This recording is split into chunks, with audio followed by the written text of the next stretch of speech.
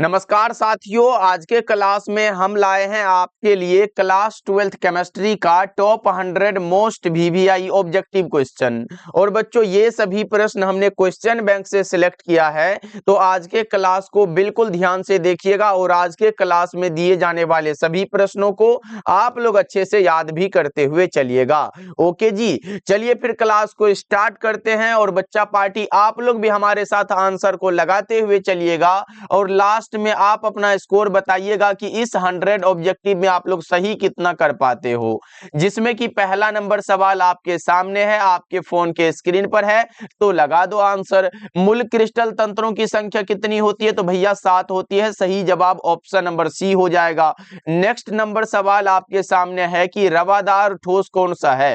देखो, रवादार मतलब क्रिस्टल हुआ और ये हीरा जो है क्रिस्टलीय ठोस है, क्योंकि कांच और रबर जो है ये बेरवादार यानी कि अक्रिस्टलीय ठोस है। चलो अगला बताओ, एचसीपी संरचना में पैकिंग का प्रभाव कितना होता है? तो ये हमारा 0.74 होता है और परसेंट में 74% होता है। चलो अगला बता के चलो कि बीसीसी इकाई सेल में मुक्त खाली जगह का प्रतिशत कितना होगा? भैया इसमें भरा हुआ कितना होता है? तो 68% होता है। तो खाली के निकालने के लिए 100 में से आप इसको घटा दो ना, कितना बचेगा? 32% बचेगा। आपका करेक्ट आंसर ए हो जाएगा। चलो अगला बता के चलो, यहाँ पे 5 नंबर सवाल है कि किस प्रकार के क्रिस्टल में ब्रेविस जालकों की संख्या सबसे अधिक होती है? तो वो आर्थोरोम्बिक में बच्चों। सही जवाब सी हो जाएगा। चलो यहाँ पे 6 नंबर सवाल आपके सामने है। बच्चा पार्टी, सभी प्रश्नों को आप बहुत अच्छे से याद करते हुए चलिएगा, क्योंकि आपको पता है कि क्वेश्चन बैंक से डायरेक्ट आपके एग्जाम में प्रश्न पूछे जाते हैं। देखो, पिंड केंद्रित घनाकार इकाई सेल में परमाणुओं की संख्या कितनी होती है? यहाँ पे पिंड केंद्रित पूछा गया ना भैया जी, 2 हो जाएगा, क्योंकि बीसीसी मतलब क्या होता है? यहाँ पे बॉडी सेंटर्ड ही तो पूछा। परमाणु 2 हो गया, कोऑर्डिनेशन नंबर 8 हो गया। ओके, चलो अगला बता के चलो, 7 नंबर सवाल है, निम्नलिखित में कौन फ्रैंकल तथा शॉर्ट की दोनों दोष को प्रदर्शित करता है? AgBr हो जाएगा। ओके बच्चों, अगला बताओ, यहाँ पे 8 नंबर सवाल है, Na2O में सोडियम ऑक्साइड में बच्चों सोडियम और यहाँ पे ऑक्सीजन आयनों की समन्वयन संख्या क्या हो जाएगी? ये हमें बता के चलो। अगर सोडियम के लिए पूछे तो मैंने बताया 4 हो जाएगा, ऑक्सीजन के लिए 8 हो जाएगा। 8 का ए वाला ऑप्शन आपका करेक्ट हो जाएगा। चलो अगला बता के चलो, 9 नंबर सवाल है, विलियन का हिमांक जो है शुद्ध द्रव के हिमांक से क्या होता है? जल्दी से बता के चलो बच्चा पार्टी, क्या हो जाएगा 9 नंबर सवाल का जवाब? तो भैया ये कम होता है। राइट आंसर ए हो जाएगा। चलो यहाँ पे 10 नंबर सवाल है कि विलियन का अनुसंख्यक गुणधर्म नहीं है। तो यहाँ पे प्रकाशीय क्रियाशीलता ये नहीं है बच्चों, क्योंकि 4 अनुसंख्यक गुणधर्म होते हैं। मैंने कई बार कई क्लास में बता चुका है। देखो किसी तनु विलियन के क्वथनांक में उन्नयन कैसे होता है? जल्दी से बताओ 11 नंबर सवाल का जवाब। फटाफट से साथी लगाएंगे तो ये क्या होता है? सांद्रण के समानुपाती होता है। ओके, चलो अगला बता के चलो, यहाँ पे 12 नंबर सवाल है, विलियन के अनुसंख्यक गुणधर्म वे होते हैं जो किस पर निर्भर करता है? केवल कणों की संख्या पर निर्भर करता है। ये राइट आंसर आप सी बता के चलिएगा। ओके, चलो 13 नंबर सवाल आपके सामने है, समुद्र जल का परासरणी दाब लगभग 30 ATM होता है। तो 13 का क्या लगा दोगे आप सब? ऑप्शन ए हो जाएगा भैया। अगला बताओ, मानव रक्त का पीएच वैल्यू कितना होता है? 7.4 होता है ना। ऑप्शन नंबर सी आप बता के चलोगे ना, ऑप्शन नंबर सी लगा दो आप लोग। चलो यहाँ पे देखो, CaNO3 और होल 2 है, इसका वाट ऑफ गुणांक कितना होगा? 1 और 2, यहाँ पे 3 हो जाएगा। करेक्ट आंसर सी हो जाएगा सादी। चलो अगला नंबर सवाल का जवाब बताओ, द्रवित सोडियम क्लोराइड के वैद्युत अपघटन में कैथोड पर क्या होता है? कैथोड पर जल्दी से बता के चलो, ये भैया अवकरण हो जाता है। और एनोड पर क्या होता है? ऑक्सीकरण होता है। चलो अगला बता के चलो आप लोग, 17 नंबर सवाल है, विलियन को तनु बनाने पर विशिष्ट चालकत्व क्या होता है? विलियन को तनु बनाने पर विशिष्ट चालकत्व घट जाता है, डिक्रीज हो जाता है। अगला बताओ, विशिष्ट चालकत्व की क्या इकाई होती है? 18 नंबर सवाल आपके सामने है। तो भैया ये होता है ओम इनवर्स, सेंटीमीटर इनवर्स। और अगर ओम सेंटीमीटर आए तो वो प्रतिरोधकता का हो जाता है बच्चों।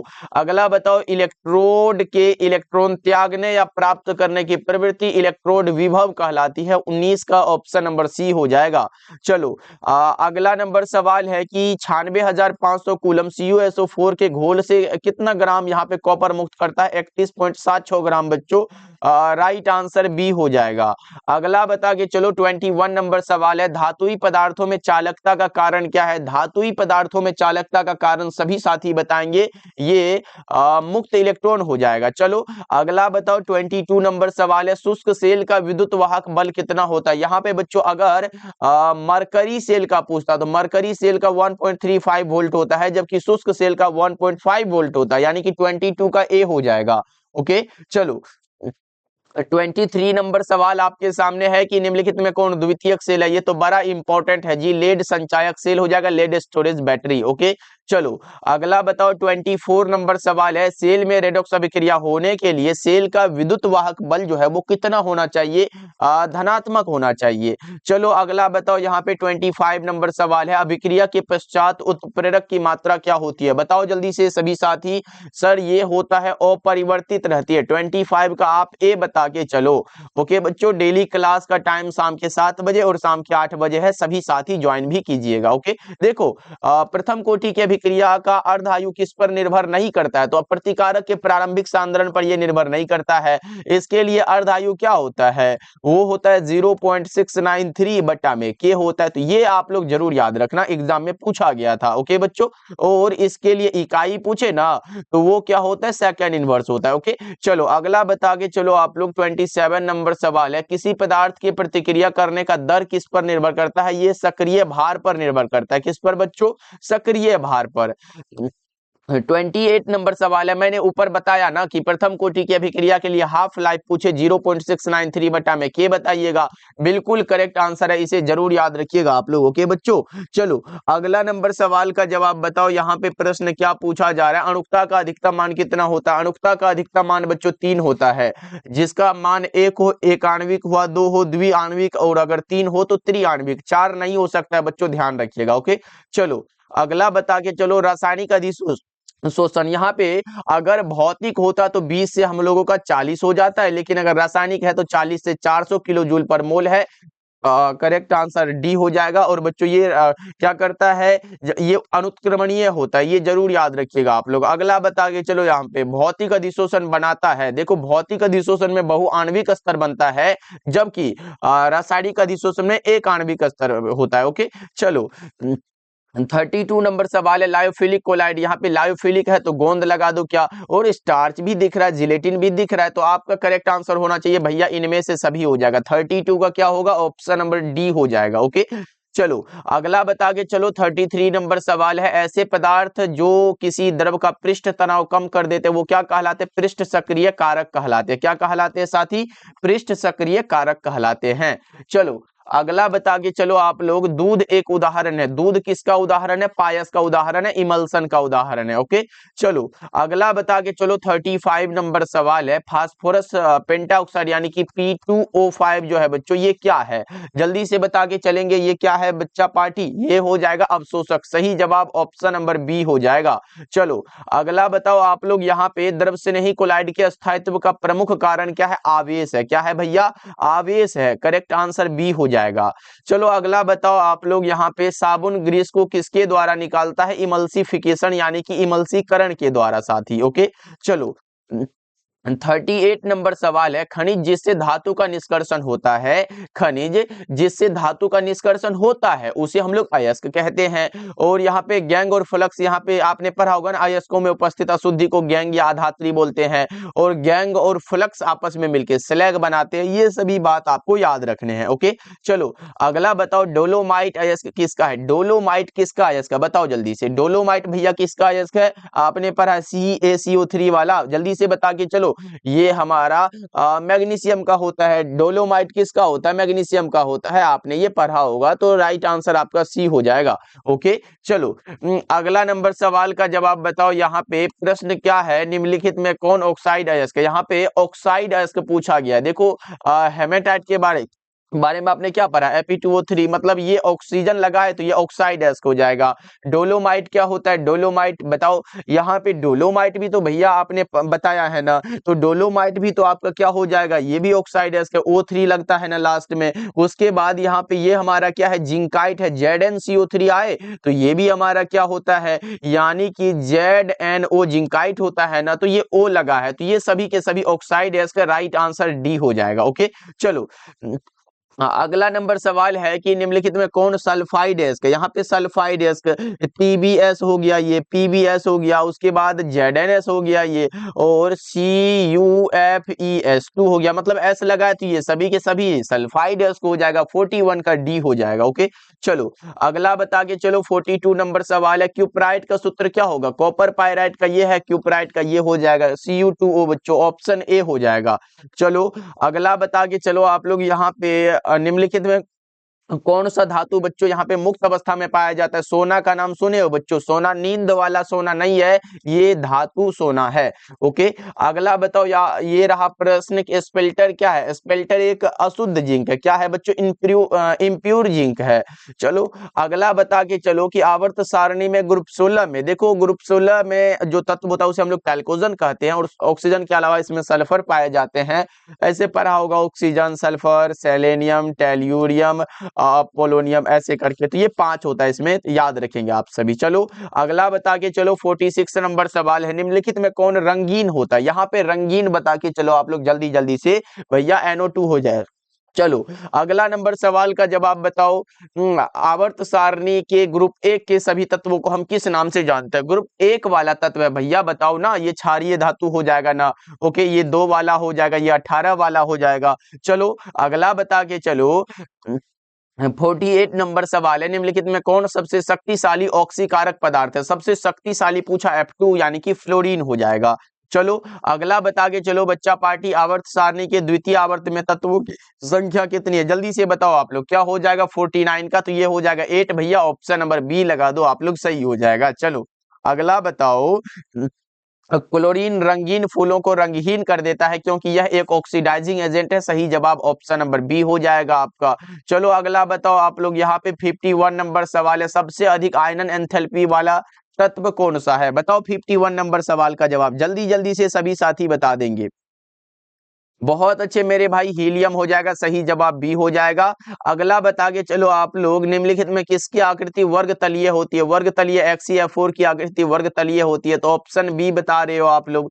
चलो अगला बताओ, निम्नलिखित में किसका अस्तित्व नहीं होता है, किसका अस्तित्व बच्चों नहीं होता है, NeF2 का, राइट आंसर आप बी बता के चलिएगा। ओके चलो अगला बताओ, Cu2+ में अयुग्मित इलेक्ट्रॉन कितने होते हैं, Cu2+ में भैया अयुग्मित इलेक्ट्रॉन कितने होते हैं, वो 1 होते हैं। ओके चलो अगला बताओ, 55 नंबर सवाल है, निम्न में किसमें अयुग्मित इलेक्ट्रॉन की संख्या अधिक होती है, अयुग्मित इलेक्ट्रॉन की संख्या अधिक पूछा गया, बताओ कौन सा हो जाएगा, एक बार 55 का बताएंगे सभी साथी, तो वो हो जाएगा Mn2+ में, जो कि 5 होता है। ओके चलो अगला नंबर सवाल का जवाब बताओ, चुंबकीय घूर्णन का मान अयुग्मित इलेक्ट्रॉन की संख्या बढ़ने से क्या होता है, तो भैया ये भी बढ़ जाता है। चलो अगला बता के चलो, 57 नंबर सवाल है, सभी संक्रमण तत्व कैसे होते हैं, सभी संक्रमण तत्व भैया धातु है, क्या है, धातु हो जाएगा साथी, ऑप्शन ए हो जाएगा।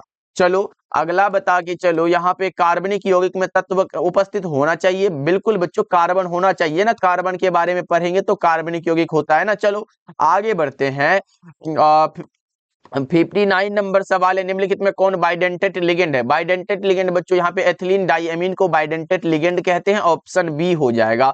अगला बताओ आप लोग, क्लोरोफॉर्म एक प्रकार का क्या है, ट्राई हेलोजन है क्या, जल्दी से बताओ, ट्राई हेलोजन व्युत्पन्न हो जाएगा, सही जवाब सी हो जाएगा आपका।